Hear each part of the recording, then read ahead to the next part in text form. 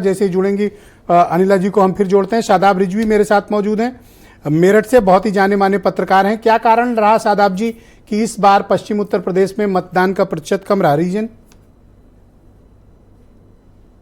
देखिए ब्रजेश जी, जो इसके पीछे बड़ा रीज़न है वो उदासीनता मतदाताओं में बहुत सारी ऐसी चीज़ों को लेके है जो वो खुद अपने से कनेक्ट मानते हैं। अगर हम जब निकलते हैं फील्ड में, लोगों से बात करते हैं या आज भी बात की या लोग हमसे कनेक्ट हुए, तो उनका कहना वही था कि जो हमारी आम जिंदगी से जुड़ी हुई चीज़ें हैं वो मुद्दे थे, चाहे नौकरी का, रोज़गार का, महंगाई का, इन चीज़ों को लेके था।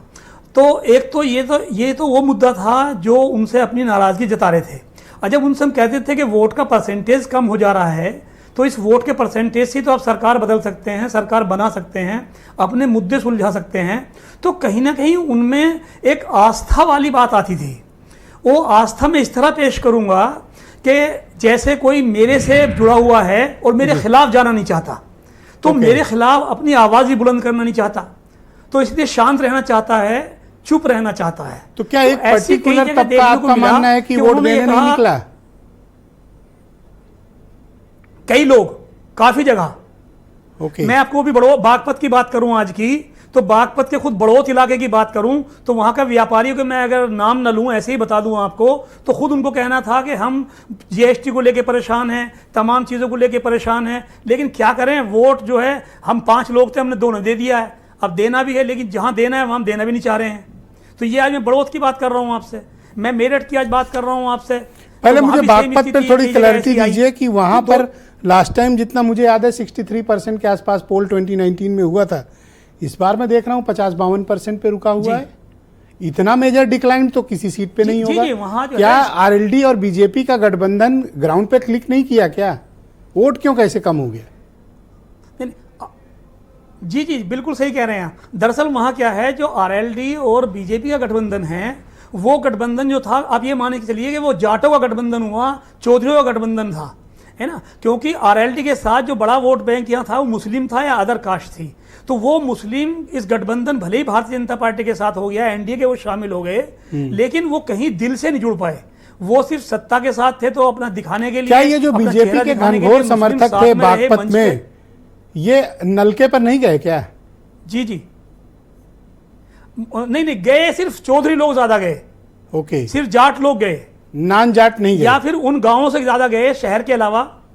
जी शहर के अलावा गांव से गए, और गांव में जाट के साथ वो लोग भी गए जो वहां लोग छोटी कास्ट, जिन्हें हम लोग यहाँ वेस्ट यूपी की भाषा में कहते हैं, जिनकी कम तादाद होती है, उनको, वो लोग जो उनकी किसानों के साथ अपनी सहभागिता जिनकी रहती है, जिन्हें मजदूर कहा जाता है, या वो उनके साथ वो लग के गए हैं, वो उनकी वजह से आप मान लीजिए उनसे उनके काम पड़ते हैं, उनसे उनकी कनेक्टिविटी ज़्यादा है, उनसे उनका लगाव ज़्यादा है, वो इसलिए सिर्फ कहने से गए हैं। लेकिन और जो चीज़ें थी, जो आरएलडी का जो वोट बैंक मानिए कि 2019 में जयंत को मिला था, वो उसमें सिर्फ अगर जाट निकाल दें तो बाकी नहीं मिला है, वो कहीं ना कहीं अलग हो गया है। वो ये मेरठ में क्या रहा? मेरठ में किस तरह के बूथ पे ज्यादा, जैसा मैंने देखा, तो मैं खुल के ही पूछ लेता हूं, क्या मुस्लिम बूथों पर ज्यादा मतदान हुए?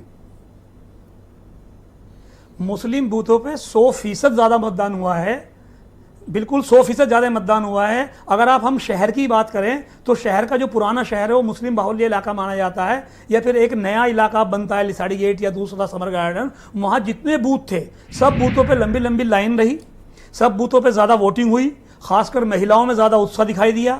नए वोट में जो पहली बार का वोट या दूसरा वोट था उनमें उत्साह दिखाई दिया, और वो बना रहा। जुमे की नमाज की अगर हम बात करें, सिर्फ 1 घंटा 12 से लेकर 2 बजे के बीच में कम दिखाई दिया, लेकिन उसके पहले भी और बाद में भी वो उत्साह बना रहा।